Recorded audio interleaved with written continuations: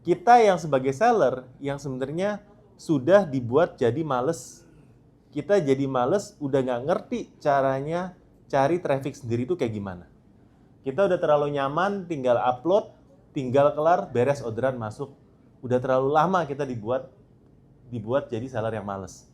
Kalau kita sekarang disuruh branding, disuruh kita mikir untuk dapetin traffic, kita udah nggak bisa. Otak kita udah terlalu males. Dibuai dengan promo-promo dari marketplace mungkin. Makanya ini sebenarnya challenge kita. Bukannya nggak bisa loh, tapi memang zamannya udah berubah aja. Oke, ini sesi konklusi dari yang tadi ya. Tadi kan udah materi daging banget dari Om Riko ya. Menurut saya itu sebenarnya untuk iklan itu udah sebuah gambaran yang cukup jelas ya buat teman-teman ya. Apa yang harus dilakukan, apa yang harus dihitung. Menurut saya sesi tadi itu daging banget ya. Tapi saya coba tutup dengan 10 hal yang harus dilakukan untuk memulai 2026. Ya kurang lebih seperti itu kan, temanya ini tema tutup tahun ya. Kita udah harus planning buat 2026 seperti apa. Kita akan coba ambil beberapa pembelajaran yang dari tahun ini dan mungkin tahun depan tuh kita harus lebih lagi untuk persiapkan ya. Jadi 10 hal untuk para botakers ya yang memang ingin toko online-nya scale up di tahun 2026. Ya. Nah, saya mau mengamini ini dulu teman-teman ya. Kalau tahun 2026 ini akan menjadi tahun yang indah. Ya, amin ya. Amin ya. Jadi kita datang ke sini tuh bukannya dengan satu beban yang berat, tapi dengan sesuatu harapan yang positif teman-teman. Kalau memang tahun 2026 akan lebih baik daripada tahun ini. Amin ya. Ya, nah jadi kan enak nih. Nah, saya perkenalkan, saya tuh bukan motivator, tapi saya ini tukang bedah tokonya online seller. Ya, tahun ini banyak banget toko yang saya bedah. Ya, jadi saya mungkin bisa punya satu privilege, keuntungan untuk melihat berbagai macam kondisi seller di Indonesia, khususnya jualan online. Karena memang kerjaannya saya sebagai konsultan itu teman-teman. Ya, saya udah jadi mentor Shopee dari tahun 2020. Ya sampai sekarang berarti udah jalan tahun yang ke-6 jadi sebagai seller mentor Shopee. Dan selain itu juga tahun ini jadi seller mentor TikTok sama Topet. Selain itu kita ada nah ya Gaspol Digital nih yang buat kelola toko, Live Hub yang buat agency live sama Data Pinter. Jadi kita memang satu ekosistem buat bantu seller jualan online ya. Jadi teman-teman kalau mau ditanya, kalau jadi konsultan atau bedah toko itu apa sih yang saya lakukan? Ya, nah ini ada satu toko, kebetulan tokonya di Jawa Timur. Omsetnya ini toko barunya dia. Sebenarnya toko yang lainnya Sultan, tapi ini toko barunya dia. Dia masuk ke dalam kategori yang baru. Dia pengen ikut bedah toko, ambil programnya, dan omsetnya waktu itu cuma 11 juta ya. Dan ketika ketemu saya lagi di bulan berikutnya, omsetnya ada kenaikan jadi 18 juta. Ya. Jadi kita ini coba bawa contoh-contoh yang relatable sama kalian, bahwa nggak cuma toko yang besar tuh kalau memang kita kerjain PR itu bisa naik. Sebenarnya toko yang besar sama toko yang kecil PR-nya sama kok. Ya, mereka naik 2 kali lipat, mungkin omset 1M jadi 2M. Tapi kita naik 2 kali lipat, dari 10 juta jadi 18 juta kan udah lumayan. Bulan depan naik 2 kali lipat lagi jadi 40 juta. Ya, yang penting seperti tadi ya Coach Rico bilang, teman-teman benerin dulu fundamentalnya. Harganya dihitung ulang lagi. Masih masuk nggak? Jangan sampai jualannya banyak tapi rugi. Sebenarnya sih itu. Ya, karena iklan ujung-ujungnya cuma hasil akhir daripada apa yang kita kerjakan. Nah, kalau tokonya ini apa yang dikerjakan? Nah, ini PR-nya. Jadi, ini catatannya dari seller ya. Jadi perbaiki foto, perbaiki kategori, dekorasi toko, deskripsi, foto cover, tonjolkan keunggulan order ya, perbanyak variasi ya, bla bla bla, kasih thank you card dan lain-lain ya. Jadi ini yang dikerjakan sama sellernya. Ini meeting pertama, ini meeting kedua. Ya, PR-nya lumayan banyak. Dan habis selesai PR itu saya check-in semuanya ya. Tapi teman-teman nggak usah ditiru ya. Intinya saya ingin menunjukkan bahwa setiap seller itu ada PR-nya masing-masing yang harus dikerjain. Nah masalahnya kamu itu mau ngerjain atau enggak sebenarnya. Kamu udah tahu ya, misalnya kalau dibilang foto produknya harus seperti ini, seperti ini, judulnya harus seperti ini, tapi kan itu bukan sesuatu yang menarik untuk dikerjain kan. Istilahnya ya aku udah tahu ya kan. Terus selama ini jualan ya gitu-gitu aja. Nah, mungkin udah saatnya untuk perbaharui fundamental tokonya. Nah jadi kalau ketemu saya sih sebenarnya bukan ilmu-ilmu yang susah yang nggak pernah saya sharing, tapi mungkin biasanya kalau ketemu tuh supaya dibantu pandu aja, supaya lebih semangat lah untuk kerjain PR-nya. Tapi yang saya bilang itu bukan sesuatu yang rahasia sebenarnya teman-teman. Ya, jadi PR-nya toko yang gede dan PR-nya toko yang kecil sebenarnya sama aja. Teman-teman mau kerjain atau enggak, masalah itu. Nah, kalau udah ketemu, udah bayar, biasanya mau kerjain. Supaya cepat balik modal, ya gitu, ya. Jadi kalau udah ketemu dokter, biasanya cepat dikerjain. Kan lagi sakit biasanya, ya. Nah, ini ada toko yang kedua. Ketika ketemu, omsetnya itu sebenarnya cukup gede. Omsetnya di 5,7 M. Ya, dia jualan elektronik, makanya cukup tinggi ya. Basket size-nya cukup tinggi, ya 2 jutaan. Nah, dia ngambil program yang cukup lama, 6 bulan. Setelah kemarin saya cek, omsetnya naik ke 23 M. Ya, jadi toko kecil, toko besar, sebenarnya apa yang dikerjain kurang lebih sama. Cuma mungkin ada beberapa yang khusus dalam kategori tersebut yang bisa dikerjain, yang kategori lain tuh nggak harus. Ya. Dan kalau memang dikerjain, tokomu bisa naik. Sebenarnya sih sesimpel itu sih kalau saya. Ya. Apa yang dikerjain, sebenarnya kurang lebih sama. Tapi ada spesifik yang saya nggak bisa tampilin. Karena ini kan kalau ada yang omsetnya gini lebih nggak etis kalau saya bilang. Ya. Cuma bisa teman-teman. Di Shopee itu kalau saya lihat tahun ini yang naik tuh banyak banget. Tapi mayoritas adalah seller yang gede. Memang dengan kondisi pricing yang sekarang cuma yang gede, cuma pabrik, cuma yang dari hulu pegangnya sampai ke hilir itu yang bisa survive. Ya, bukan berarti teman-teman nggak bisa, tapi dengan kondisi marginnya seperti ini, memang seller kecil itu akan semakin sulit untuk bertahan. Apalagi kalau kalian mainin cara yang sama seperti dulu. Ya, karena tadi benar Coach Rico bilang tahun 2025 untuk summary-nya apa? Perubahan. Kalau kalian nggak mau berubah, sedangkan yang lain udah berubah, kalian pasti akan ketinggalan. Ya, perubahannya cepat banget. Saya sebagai orang yang sehari-hari di marketplace aja, disuruh dalamin Shopee dan misalnya TikTok, saya pun nggak bilang 100% saya paham TikTok seperti saya paham Shopee. Karena menurut saya, untuk bisa kuasain satu aja, itu perlu benar-benar dikulik terus tiap hari ya. Jadi, yang benar-benar sehari-hari aja kewalahan untuk ngikuti perubahan. Apalagi yang jarang-jarang ngelihat. Nah itu teman-teman ya. Jadi perubahan itu cepat banget. Jadi kita harus terus update sama perubahan supaya kita bisa berubah dan bisa beradaptasi supaya omsetnya nggak turun sebenarnya. Kalau ikut perubahan aja itu supaya omsetmu nggak turun. Kalau naik harus ada extra effort lagi. Nah extra effortnya apa? Ya, jadi 2026 ini adalah era ya efisiensi teman-teman. Di mana subsidi platform berkurang. Kalau tadi Om Riko bilang, kenapa live-nya sepi? Karena vouchernya berkurang, ya kan? Karena platform udah mulai stop bakar duit. Kenapa Shopee atau TikTok semua naikin marginnya mereka tahun ini? Atau 1 Januari dinaikin lagi? Supaya mereka bisa panen, karena dari dulu udah bakar duit banyak. Kita yang sebagai seller, yang sebenarnya sudah dibuat jadi males. Kita jadi males, udah nggak ngerti caranya cari traffic sendiri itu kayak gimana. Kita udah terlalu nyaman, tinggal upload, tinggal kelar, beres orderan masuk. Udah terlalu lama kita dibuat jadi seller yang males. Kalau kita sekarang disuruh branding, disuruh kita mikir untuk dapetin traffic, kita udah nggak bisa. Otak kita udah terlalu males dibuai dengan promo-promo dari marketplace mungkin. Makanya ini sebenarnya challenge kita. Bukannya nggak bisa loh, tapi memang zamannya udah berubah aja. Pajak marketplace ya. Pak Purbaya kemarin Menteri Keuangan yang baru bilang ditunda. Tapi bukan berarti 2026 nggak akan dilaksanakan, ya. Jadi teman-teman siapkan, karena makin banyak yang harus kita beresin.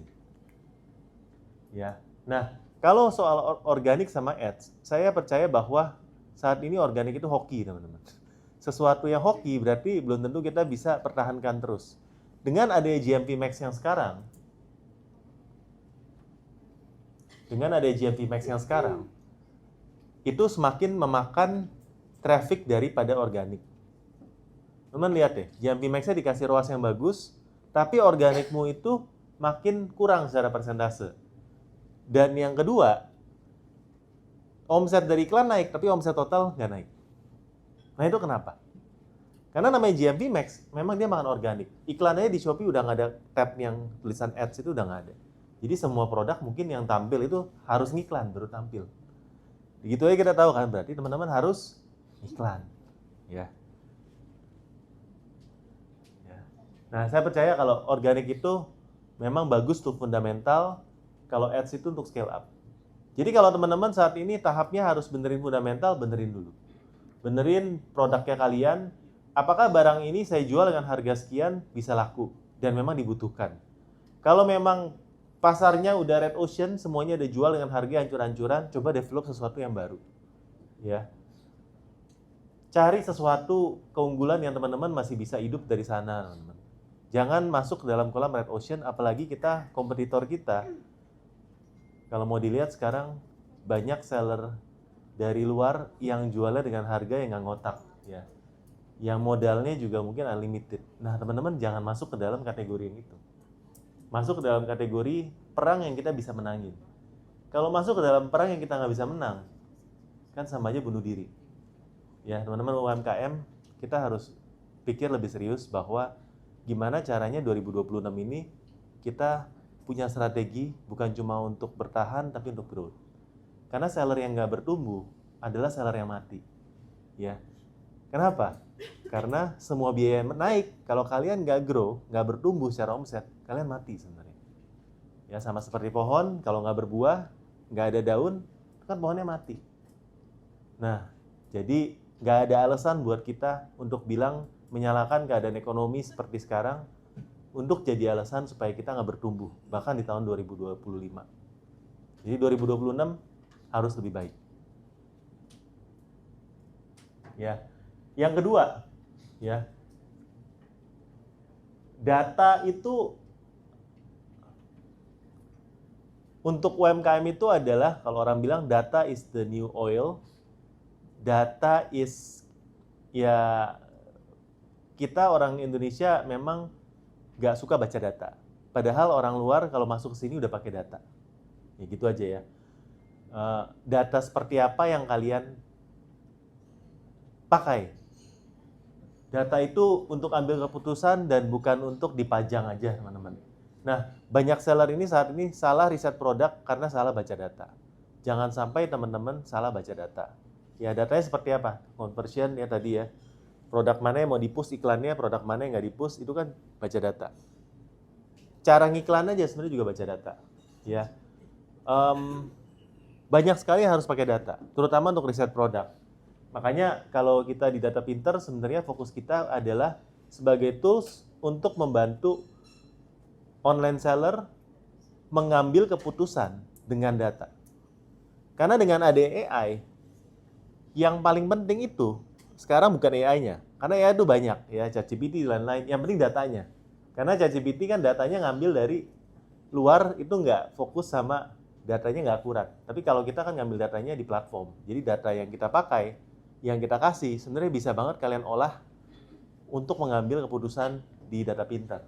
Ini salah satunya kalau riset toko ya, riset produk sama ini udah umum lah ya, teman-teman pasti udah kenal dari Data Pinter. Tapi mungkin ada salah satu riset yang fitur yang baru dan nanti saya kenalin. Nah ini poinnya adalah ini adalah produk-produk hero yang ada di Shopee. Barang-barang yang lakunya ratusan juta bahkan jutaan aja, M gitu ya. Mereka pun saat ini masih ngiklan. Kalau seller-seller gede aja saat ini masih beriklan di Shopee, Dan iklannya juga nggak main-main budgetnya. Siapakah kita yang mungkin omsetnya lebih kecil atau belum market leader itu nggak ngiklan? Udah pasti teman-teman nggak dapat traffic. Ya, jadi teman-teman zamannya sekarang harus ngiklan. Nah, ini adalah analisis sentimen yang kita baru keluarkan di Data Pinter. Jadi analisis sentimen ini kita bisa lihat hasil review satu toko, baik review di produk atau review toko, analisis sentimennya seperti apa. Ini sebenarnya gunanya buat apa? Pertama untuk riset produk, yang kedua untuk bikin konten. Ya misalnya teman-teman di sini ada toko something yang reviewnya udah ada 300.000 ulasan.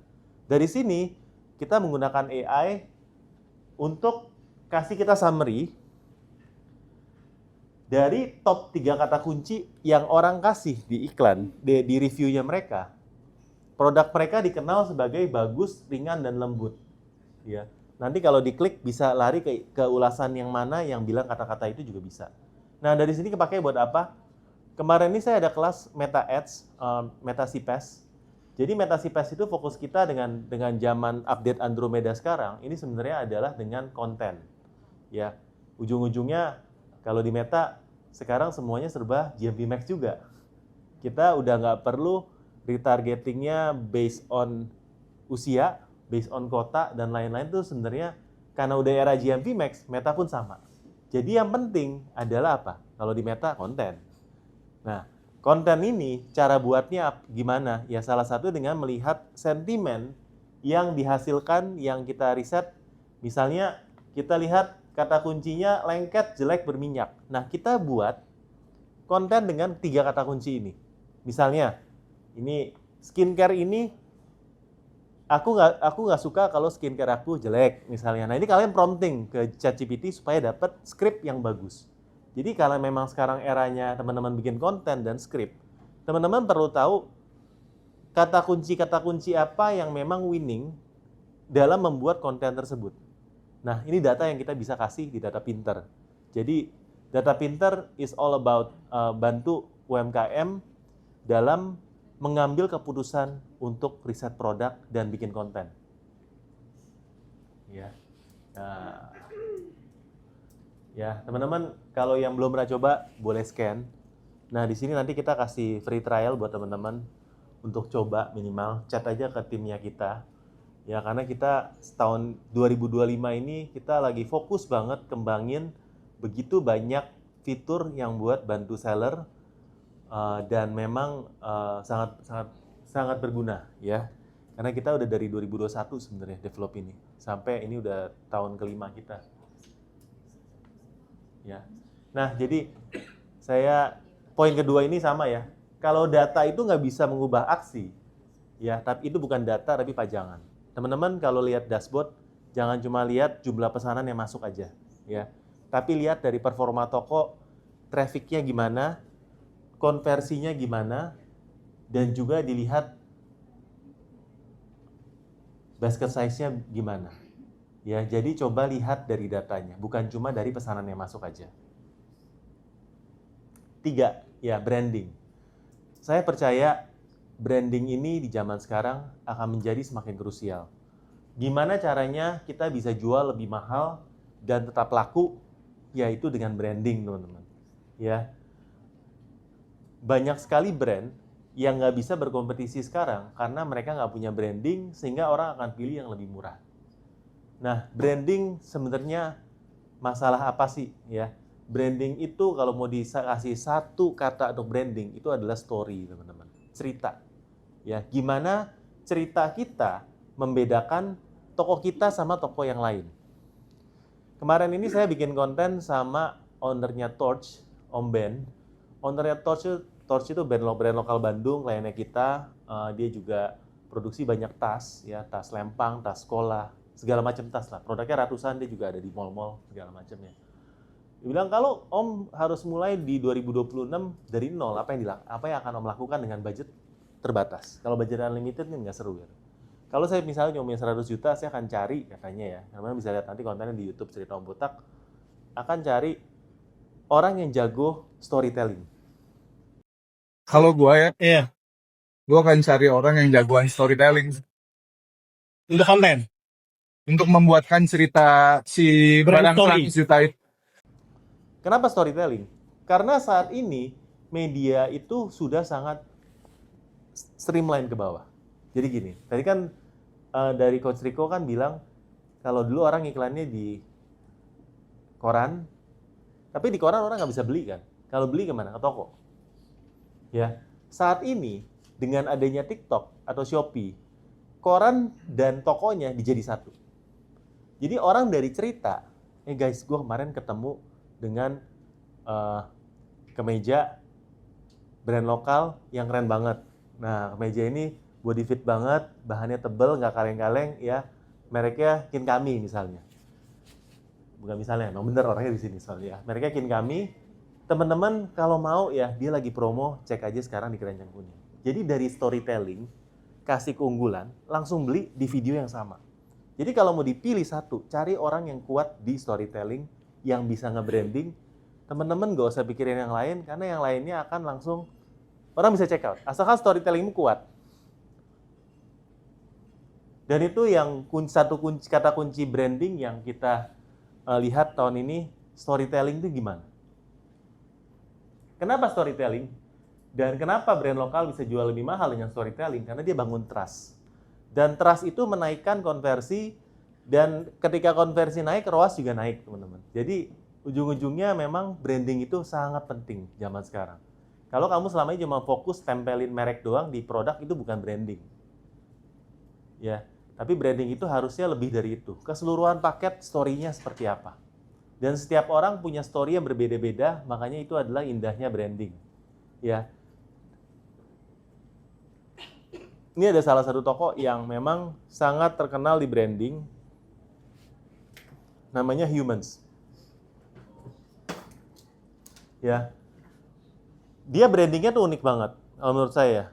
Karena kalau lihat sosmednya, dia itu adalah curhat. Ya. Ada salah satu klien bedahnya kita pengen niru Humans.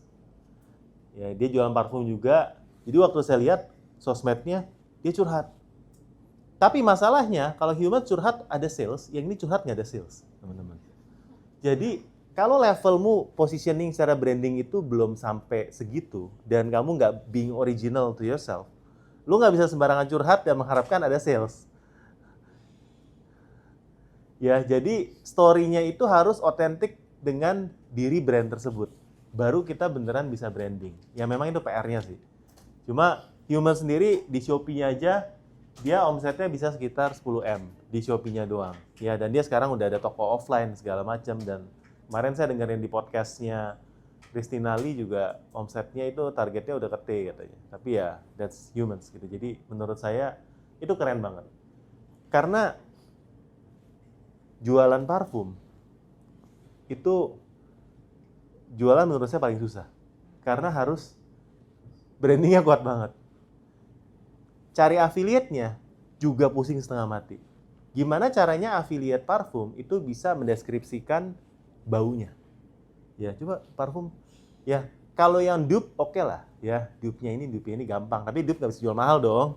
Ya dong, kan lu cuma dupe-nya doang. Coba dia suruh buat rasa wangi baru dan suruh dideskripsikan dengan kata-kata susah. Wanginya kayak apa? Jasmine lah, kayak apa. Orang nggak ngerti nah kata-kata itu. Jadi menurut saya, parfum itu is all about branding. Jadi kalau teman-teman lihat brand parfum, pasti brandingnya rata-rata lumayan kuat yang top of mind-nya. Jadi belajarlah branding sama yang jualan parfum. Karena itu barang yang susah dijual menurut saya.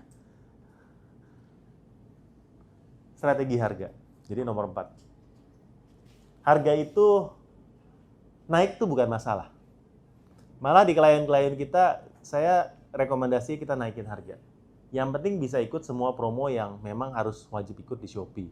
Ya, terakhir saya rekomendasiin untuk ikut promo ekstra. Jadi ada klien kita yang jualnya harganya jutaan, satu basket size-nya, dia nggak ikut promo ekstra. Saya bilang, ini salah besar. Karena promo ekstra itu 4,5%, tapi ada maksimalnya 60.000. Dengan kamu nggak ikut promo ekstra dan memang nggak kena 60.000, ya, kamu kehilangan kamu harganya akan jauh lebih mahal daripada kompetitor yang ikut promo ekstra. Karena Shopee itu atau TikTok bisa subsidi, Topet bisa subsidinya kasih sampai ratusan ribu. Jadi 60.000 naik tuh tetap kelihatannya lebih murah daripada kalau kamu nggak ikut.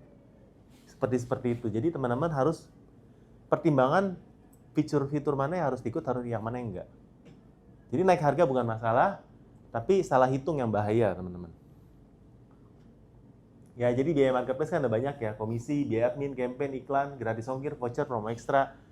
Ya, cek aja yang mana yang harus ikut atau enggak. Tapi menurut saya sih gratis ongkir ekstra itu udah wajib. Yang lainnya tergantung dari strategimu masing-masing. Ya, nah teman-teman per 1 Januari naik ya. Jadi siap-siap adjust harga dari sekarang. Naiknya berapa? Kurang lebih 2%, ya, kurang lebih 2%.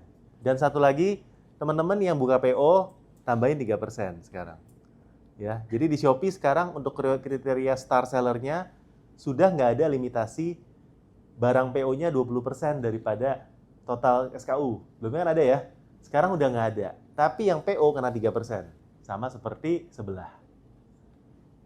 Ya, yang jualan cetakan tuh Om, udah harus tahu PO ya kan, yang mana yang jual pakai barang PO lagi nih. Nah, yang PO ini harga harus naik 3%. Ya. Nah, takut naik harga, akhirnya capek tapi nggak untung. Jadi jangan takut naik harga. Ini udah kejadian. Ada salah satu seller yang ikut kelasnya kita, itu setelah ngikut kelas, dia naikin harga 60%. Penjualan secara paket langsung drop di bulan pertama, tapi setelah bulan kedua, omsetnya langsung lebih daripada sebelum dia naikin harga. Dan sampai sekarang jadi all time high, karena dia nggak takut untuk naikin harga. Tapi saya nggak saranin buat teman-teman ya, kalau nggak siap. Jadi kan ini case by case ya. Ada seller-seller yang naikin harga pun nggak akan ganggu di penjualan. Ada yang teman-teman naikin 100 perak pun langsung penjualannya sepi. Ya, jadi teman-teman harus lihat case by case. Tapi balik lagi, apakah brandingmu cukup kuat? Apakah entry barrier untuk masuk ke dalam industrimu cukup kuat? Entry barrier kayak apa? Cuman kamu yang punya barang, misalnya gitu ya. Yang lain mau jualan itu nggak bisa. Entry barrier juga bisa dari lokasi. Cuman kita yang jualan di Surabaya. Yang lain kalau mau beli jauh dari Jakarta, lebih murah. Tapi kalau mau cepet, kalau mau pakai instan, ya cuman dari kita. Itu beda 20.000, 30.000 pun nggak masalah. Jadi jangan selalu ngebandingin harga itu global, tapi bandingin secara positioning kamu ada di mana. Itu akan sangat ngaruh teman-teman. Ya, ngomong positioning juga tadi ada Om, tapi dia udah pulang, dia langsung buka multi warehouse di berbagai kota pun langsung naikin omset. Itu juga pengaruh ke kita punya entry barrier dan langsung ada di beberapa tempat sekaligus dengan toko yang sama langsung naik. Ya, tapi tentu harus jadi Shopee Mall. Biasanya Shopee Mall pengajuannya lebih gampang daripada non Shopee Mall. Bukan yang nggak bisa, tapi lebih susah. Ya. Ya, jadi lebih baik naik harga tapi bisa ikut fitur-fitur daripada jual murah tapi nol traffic.